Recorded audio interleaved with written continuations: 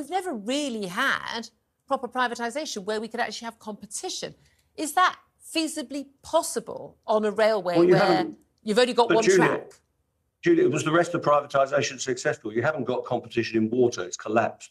It used to be owned by the counties and the towns. We've had record price increases in electricity and gas. The private companies will do nothing unless they're subsidised. They're not investing capital. The electricity companies and the water companies have extracted billions for shareholder profit, and the systems are collapsing because they haven't invested. The train operating companies haven't invested a penny in the railway in 30 years. We've subsidised them the whole time while they've taken approximately £10 billion out of the system in profit. So the whole thing has been a disaster. Rail track collapsed under its own incompetence. That had to be taken back. The privatisation of London Underground through Metronet and tube lines collapsed. And that was a Labour privatisation, by the way, so I'm fair-handed.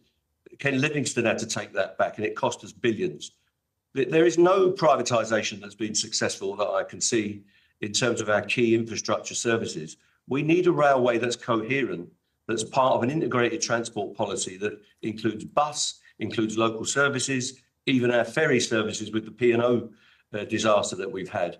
We've got services in the west of Scotland that need restructuring. So hold on a minute. Ferry services in Scotland are in a mess because the SNP failed to actually get two ferries on order at a reasonable price. Well, that's their incompetence, and they're accountable for that. The good thing is they are accountable.